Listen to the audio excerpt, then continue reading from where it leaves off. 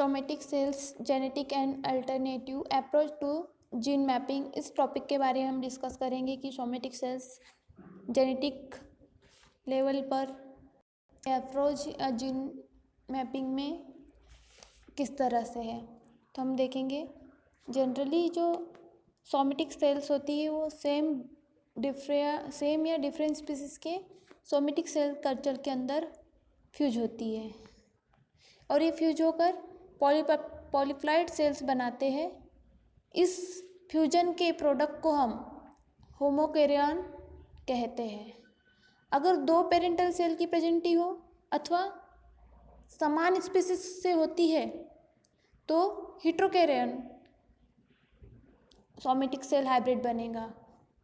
और fusion interspecific और दो अलग स्पीसीज में हो तो ये हाइब्रिड सेल माइटोसिस डिवीज़न के द्वारा प्रोलिफरेट डिवीज़न द्वारा कल्चर में मेंटेन होती रहेंगी, या फिर हाइब्रिड सेल का डिवीज़न लगातार कल्चर में चालू होते रहेगा। ये जो टेक्निक है सोमेटिक सेल जेनेटिक वाली या जीन मैपिंग वाली, ये भविष्य में एडवांस टेक्निक है। इस टेक्निक का एडवांटेज ज़्यादा होने के कारण ये ह्यूमन्स में gene mapping somatic cell hybrid द्वारा प्राप्त कर सकते हैं, जिससे हम इनएक्टिवेटेड वायरस के द्वारा रेट ऑफ सेल्स फ्यूजन कई गुना बढ़ा सकते हैं। तब से ये बहुत से सेल फ्यूजन होकर एजेंट बने और उनमें पॉलीथिलीन ग्लाइकोल की कुछ महत्वपूर्ण उपयोगिताएं भी हुई। अभी तक जो सेल फ्यूजन की एक्सटेट है वो मैकेनिज्म ज्ञात नहीं है।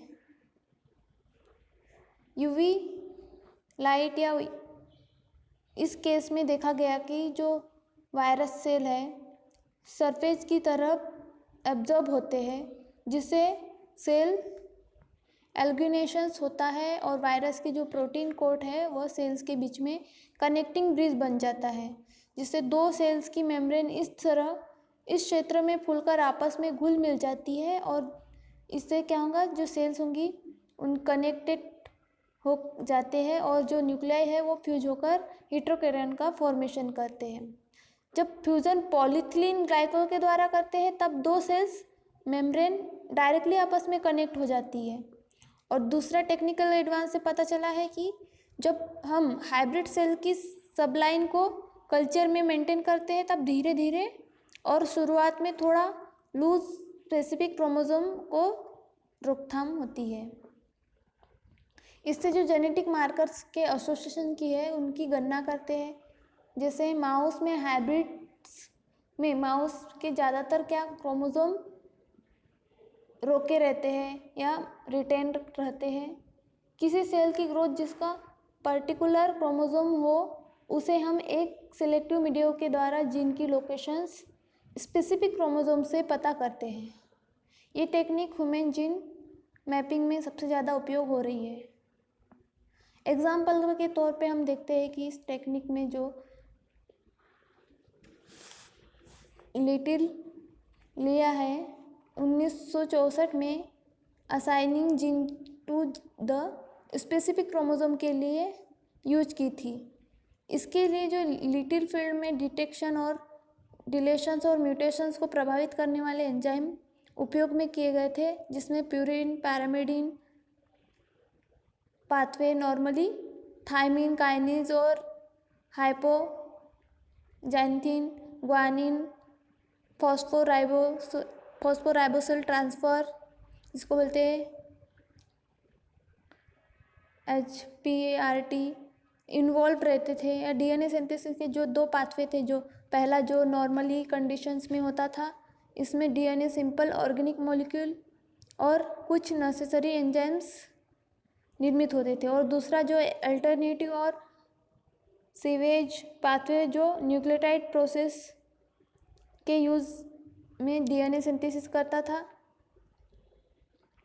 इस पाथवे का यूज़ सिर्फ तब कर सकते जब फर्स्ट पाथवे एंटीमाइटिक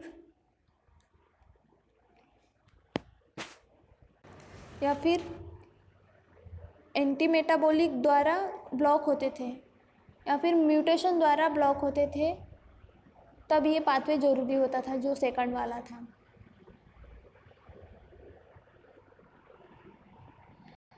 अब हम सोमेटिक सेल हाइब्रिड्स कैसे प्राप्त करेंगे, ये प्रोसेस देखेंगे जेनेटिकली लेवल पर।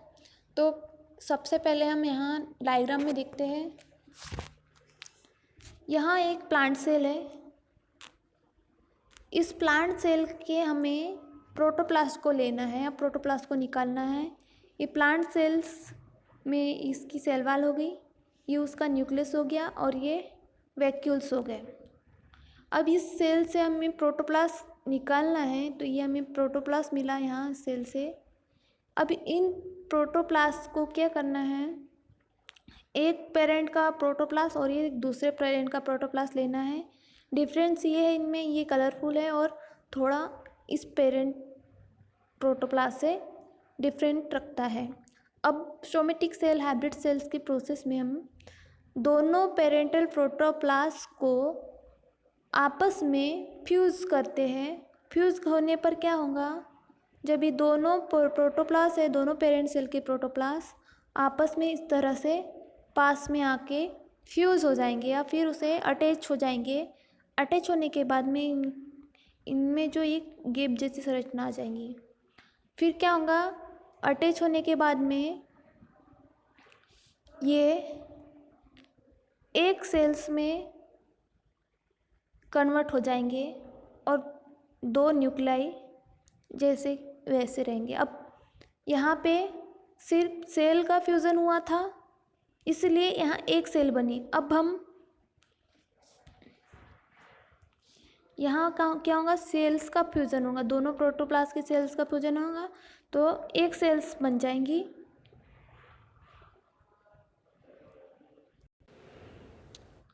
दोनों प्रोटोप्लास्ट आपस में फ्यूज़ होकर ये fusion of parent cells fuse हुए, फिर एक सेल्स में दोनों न्यूक्लियस बने।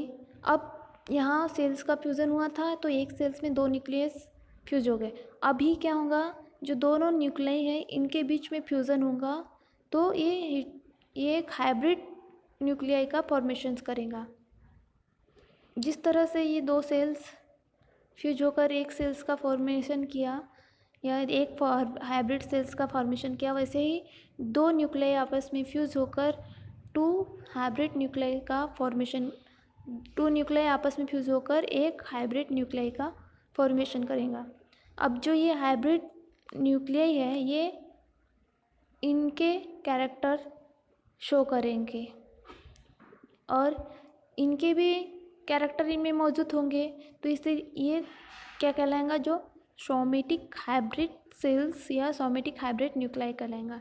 तो इस तरह से हमें दो प्लांट्स या किसी भी अलग अलग स्पीसीज़ का प्रोटोप्लास्ट या फिर सेल्स का फ्यूज़न करके या न्यूक्लियस का फ्यूज़न करके सोमेटिक सेल्स प्राप्त कर लेते हैं। Hybrid protoplast which grow into the new plant. ये सोमेटिक हाइब्रिडाइजेशन या सोमेटिक सेल्स हाइब्रिडाइजेशन की प्रोसेस थी, जिसमें टू प्रोटोप्लास्ट आपस में फ्यूज़ होकर पेरेंट सेल्स फ्यूज़ हुए, फिर पेरेंट सेल फ्यूज़ होकर फ्यूज़न ऑफ न्यूक्लियाई हुआ और हाइब्रिड प्रोटोप्लास्ट प्राप्त हुआ। अगर हम ये चीज़ पोटैटो और टोमेटो में करें तो इन दोनों का फ्यूज़ कराकर हम हाइब्रिड पोटैटो प्राप्त कर सकते हैं। ऐसे ही दो अलग अलग स्पीसीज़ या फिर सेम स्पीसीज़ में करेंगे तो जब सेम स्पीसीज़ या डिफरेंट स्पीसीज़ की सोमेटिक सेल्स कल्चर के अंदर फ्यूज़ होंगे स्वेच्छा से, तो क्या बनेगा, पॉलीप्लाइड सेल्स बनाते हैं और इस फ्यूजन से जो प्रोडक्ट हमें मिलेगा उसे हम होमोकैरियोन कहते हैं। और अगर दो पेरेंटल सेल की उपस्थिति और समान स्पीसीज से होती है तो जो हेटेरोकैरियोन या सेमेटिक सेल्स है वो फ्यूज होकर इंटरस्पेसिक या दो अलग अलग स्पीसीज में हो तो ये हाइब्रिड सेल्स माइटोसिस के द्वारा प्रोलिफरेट डिवीजन द्वारा कल्चर को मेंटेन करते रहते हैं। जिससे जो हैबिट सेल्स का जो डिवीज़न है वो कल्चर में लगातार चालू रहता है। इस प्रकार से ये टॉपिक में हमें जनरली बताना था कि सोमेटिक हैबिट सेल्स का जेनेटिक लेवल पर अप्रोच या अल्टर न्यू जीन मैपिंग कैसे होती, कैसे हम एक हैबिट सेल्स को प्राप्त करते हैं।